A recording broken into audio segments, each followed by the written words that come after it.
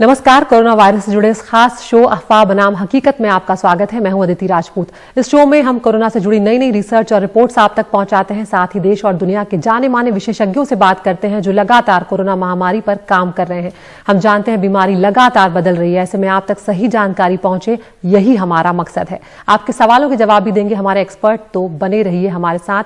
आज के हमारे news maker of the day हैं doctor Vikram Talawalikar, university of London से वो हमारे साथ जुड़ने जा रहे हैं।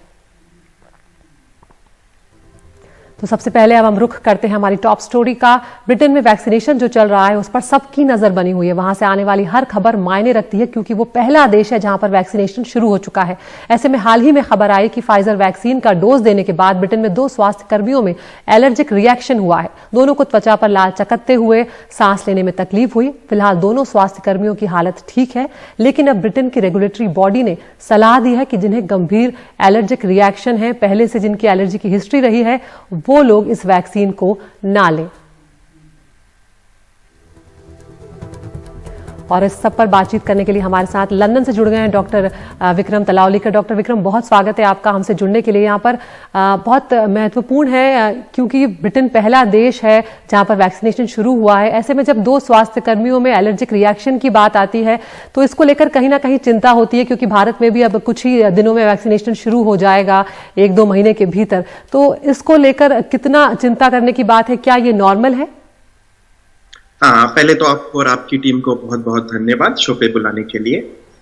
एलर्जिक रिएक्शन एक आम बात होती है। कोई भी नया मेडिसिन जब ट्राई करते हैं तो कुछ लोगों को एलर्जिक रिएक्शन होना ऐसी हो जाता है, आम बात है, क्योंकि ये मेडिसिन नए हैं, ये ट्राई नहीं किए गए हैं। mRNA वैक्सीन तो बहुत ही नए हैं, कभी तक आज तक mRNA वैक्सीन यूज नहीं किए गए थे। तो जिस वैक्सीन में जो कोई भी प्रमाण रहता है डिफरेंट चीजों का, उसमें से एक चीज के लिए ये एलर्जिक रिएक्शन होता है। जो एलर्जिक रिएक्शन हुआ वो बेसिकली एनाफाइलैक्सिस टाइप का रिएक्शन था, जिसमें सांस लेने में तकलीफ हुई। उसके बाद जो एंटी एलर्जी की दवा दी गई और जो भी कोई केयर दी गई, उससे वो एलर्जिक रिएक्शन ठीक हुआ। और अभी वो जो 2 हेल्थ केयर वर्कर्स से स्वास्थ्यकर्मी जो थे वो अभी ठीक हैं। तो जब लार्ज स्केल पे वैक्सीनेशन करेंगे, बहुत सारे मिलियंस बिलियंस लोगों को वैक्सीन मिलेगा, तो ये पाया जाएगा कि थोड़े लोगों को एलर्जिक रिएक्शन हो जाएगा। इसलिए ये बहुत इंपॉर्टेंट है ये मॉनिटर करना आगे जाके। जी डॉक्टर साहब, यहाँ पर ये भी आपसे जानना चाहेंगे कि कोविशील्ड ने ब्रिटेन में भी अप्लाई किया है अप्रूवल के लिए, और यहाँ पर जब उसने अप्रूवल के लिए अप्लाई किया तो जो फर्स्ट मीटिंग हुई है उसमें उनसे सेफ्टी को लेके, एफिकेसी को लेके और डेटा उनसे मांगा गया है। अब माना यह भी जा रहा है कि एक्सपर्ट कमेटी वेट कर रही है कि ब्रिटेन से पहले मंजूरी मिल जाए, उसके बाद भारत में फैसला लिया जाएगा। तो ब्रिटेन में कोविशील्ड की अप्रूवल को लेकर फिलहाल क्या कुछ चल रहा है? तो वो प्रोसेस अभी जारी है। एस्ट्राजेनेका और ऑक्सफोर्ड दोनों ने मिलकर अभी तक पेपर सबमिट किए हैं। MHRA जो यहाँ की बॉडी होती है जो अप्रूवल के लिए हाँ कहती है, वो पेपर्स अभी स्टडी कर रहे हैं। जो भी डेटा किया गया है सबमिट, वो स्टडी कर रहे हैं। उसके हिसाब से ऐसा माना जा रहा है कि अगले वीक में, नहीं तो 2 वीक के अंदर अंदर, 2 हफ्तों के अंदर अंदर मंजूरी आनी चाहिए। और जैसे ही ये अप्रूव होता है, शायद इंडिया में भी सीरम इंस्टीट्यूट ने ऑलरेडी पेपर सबमिट किए हैं, जैसे ही यहाँ ये अप्रूव होता है, मुझे नहीं लगता कि और कोई देर होगी इंडिया में भी अप्रूव होने के लिए। जी डॉक्टर साहब, यहाँ पर ये भी हम आपसे जानना चाहेंगे कि ट्रायल्स के नतीजे जो हैं वो सबके सामने आना कितना इंपॉर्टेंट है, क्योंकि सीरम इंस्टीट्यूट का जो ट्रायल है वो 3rd फेज वाला भी पूरा हो चुका है, लेकिन अभी तक सामने नहीं आया है कि ट्रायल्स के नतीजे क्या निकले। भारत बायोटेक को लेकर तो तस्वीर बिल्कुल भी साफ नहीं है। तो वैक्सीनेशन से पहले कितना महत्वपूर्ण है ट्रायल्स की रिपोर्ट सबके सामने आना? ये बहुत बहुत जरूरी है, क्योंकि ट्रायल्स के रिपोर्ट में ये पता चलता है कि कैसे कैसे लोगों को वैक्सीन दिया गया, क्या एज ग्रुप था, कितनी इम्यूनिटी पैदा हुई, कब तक ये इम्यूनिटी लास्ट कर सकती है। तो डेटा आगे आना, सब साइंटिस्ट के आगे वो डेटा आना, उन्होंने वो एनालाइज करना बहुत बहुत जरूरी है। पर ये भी देखना पड़ता है कि कितनी इमरजेंसी है। लाखों लोग कर रहे हैं, उनके काम जा रहे हैं, उनकी जिंदगियां उल्टी हो रही हैं। तो ऐसी चीजों में थोड़ा सा इमरजेंसी अप्रूवल देना पड़ता है। जब तक आप मालूम करते हैं कि ये वैक्सीन सेफ है, हजारों वॉलंटियर्स में ट्राई किया गया है, इम्यूनिटी 95% तक बन रही है, तब आप अप्रूव कर सकते हैं जितना कि आपको डेटा मिल सकता है एज अ रेगुलेटरी बॉडी। तो ये दोनों में बैलेंस रहता है।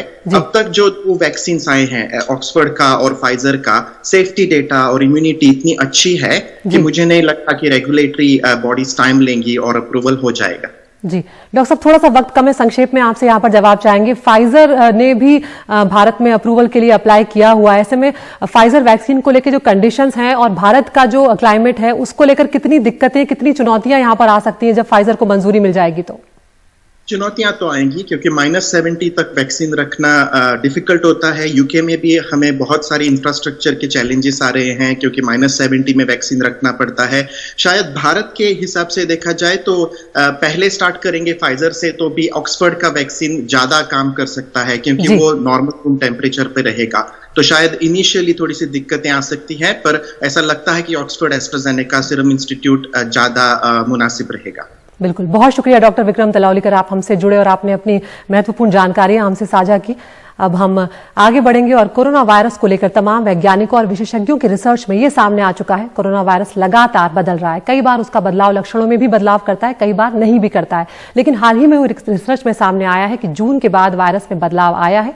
National centre for sale sciences की स्टडी है ये। अब कोरोना वायरस का बी वायरस मिल रहा है ज्यादा मात्रा में, ये सामने आया है। नासिक, पुणे और सतारा में स्टडी के आधार पर ये दावा जो है वो किया गया है। और स्टडी को करने वाले डॉक्टर योगेश यहाँ पर हमारे साथ जुड़ने जा रहे हैं। डॉक्टर योगेश शावले हैं जिन्होंने ये रिसर्च की है, दूसरी लहर से भी काफी प्रभावित है, ये बात उन्होंने यहाँ पर कही है। तो डॉक्टर योगेश, सबसे पहले आपसे हम यही जानना चाहेंगे कि जो आपने रिसर्च में पाया है, किस तरह के बदलाव आप देख रहे हैं? क्या ये पहले से ज्यादा खतरनाक हुआ है? में हमारी संस्था ने, national centre for sale science Pune ने महाराष्ट्र से वायरस के नमूनों का सीक्वेंस किया था। हमने 200 के करीब वायरस के नमूनों का सीक्वेंस किया था और पुणे, नासिक और सातारा, इन 3 जिलों से हमने सीक्वेंस लिए थे। तो हमें महाराष्ट्र में ऐसे पता चला कि अप्रैल और मई में हमने जो नमूने लिए थे उसमें वायरस के आज दुनिया में जो 4 प्रकार पता है, 19A, 19B, 20A और 20B, ये चारों मौजूद है।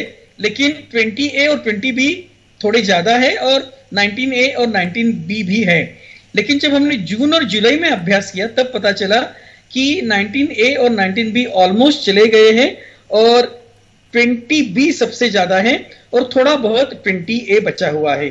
तो ये हमारा जुलाई तक का अभ्यास इस तरह से बताता है।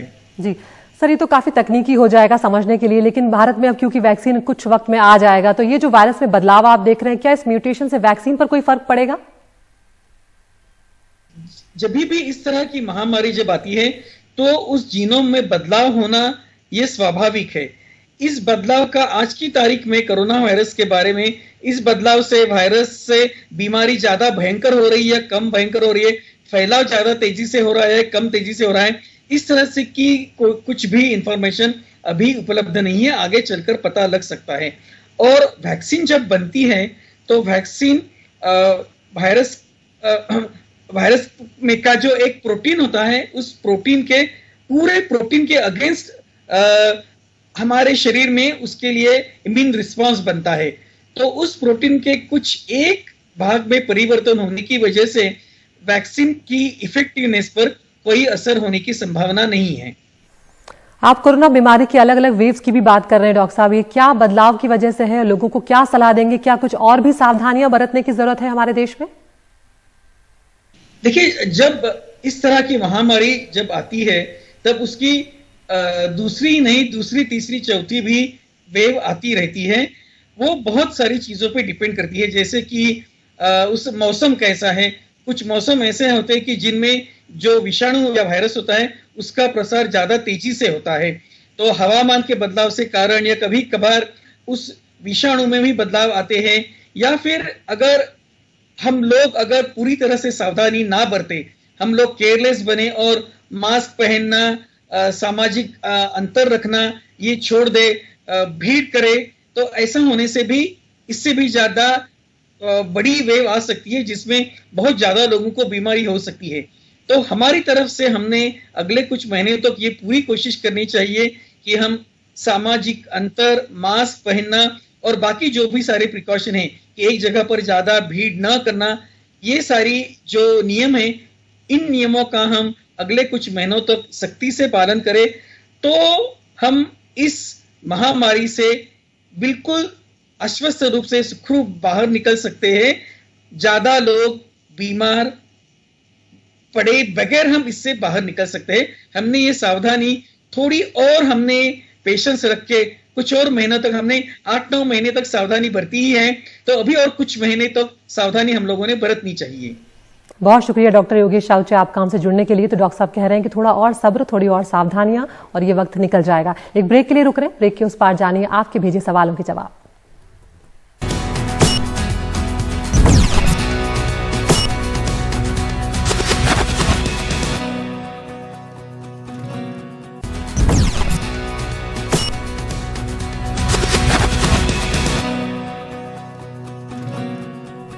ब्रेक के बाद एक बार फिर आपका स्वागत है और इस सेगमेंट में आपके सवाल होते हैं और हमारे एक्सपर्ट के जवाब होते हैं। हमारे साथ आज हमारे एक्सपर्ट जुड़े हैं, डॉक्टर सुरंजीत चैटर्जी हैं, सीनियर कंसल्टेंट हैं internal medicine Indraprastha Apollo hospital के। डॉक्टर साहब बहुत शुक्रिया हमसे जुड़ने के लिए। पहला सवाल सारा पूछेंगी नोएडा से। नमस्कार डॉक्टर, मेरा नाम सारा है और मेरा सवाल आपसे ये है कि कोरोना वायरस न केवल आपके फेफड़ों को प्रभावित करता है बल्कि आपके दिल को भी प्रभावित कर सकता है, तो मैं आपसे जानना चाहती थी कि ये कितना कॉमन है। देखिए, जो दिल को जो ये प्रभाव डाल रहा है, दिल पर जो प्रभाव डाल रहा है, ये मोस्टली उनमें देखा जा रहा है जिसमें कि ये moderately severe illness, moderately severe है या बहुत सीवियर इलनेस है। जो माइल्ड या एसिम्प्टोमेटिक पेशेंट्स हैं उनमें इसका असर बहुत कम देखा जा रहा है। अगर आपके रिस्क फैक्टर्स हैं, अगर आपको डायबिटीज है या ब्लड प्रेशर है या कोलेस्ट्रॉल की प्रॉब्लम है, तो या आप इम्यूनो कॉम्प्रोमाइज है जैसे कि लिवर ट्रांसप्लांट पेशेंट है या किडनी ट्रांसप्लांट पेशेंट है, उनमें ये इसका असर ज्यादा देखा जा रहा है। जो यंग है, एकदम रोबस्ट हेल्थ के हैं, जिनको कोमॉर्बिडिटीज कम है, उनमें इसका असर कम देखा जा रहा है। जी, अगला सवाल है ग्रेटर नोएडा से पूछेंगे निशंक। नमस्कार डॉक्टर, मेरा नाम निशांक सांकृत्य है और मैं ये जानना चाहता था कि हर्ड इम्यूनिटी क्या होती है और कोविड से लड़ने में कैसे मदद करती है। धन्यवाद। देखिए, हर्ड इम्यूनिटी इसको कहते हैं जबकि एक पॉपुलेशन में सपोज 100 लोग हैं, हम लोग 100 लोग का एग्जाम्पल लेके चलते हैं, उसमें अगर 60 या 70 लोगों को इन्फेक्शन हो जाता है या इम्यूनिटी हो जाती है, तो सपोज मैं हूं जिसको कि ऑलरेडी इन्फेक्शन हो चुका है या मैं इम्यूनाइज्ड हूं विद अ वैक्सीन, तो और मेरे सामने और एक आदमी है जिसमें भी अगर या तो इम्यूनिटी है या इम्यूनिटी नहीं है, दोनों हम सिनेरियो लेके चलेंगे। सपोज वो वायरस मैं वैक्सीनेटेड हूं या मेरे में इम्यूनिटी है, कोई मेरे सामने कोई आदमी आता है जो कि मेरे को इन्फेक्ट करता है, his virus goes into me, but मेरे से क्या होता है, क्योंकि मैं इम्यून हूं तो मेरे में वो इन्फेक्शन नहीं होता है और वायरस पनप नहीं सकता है।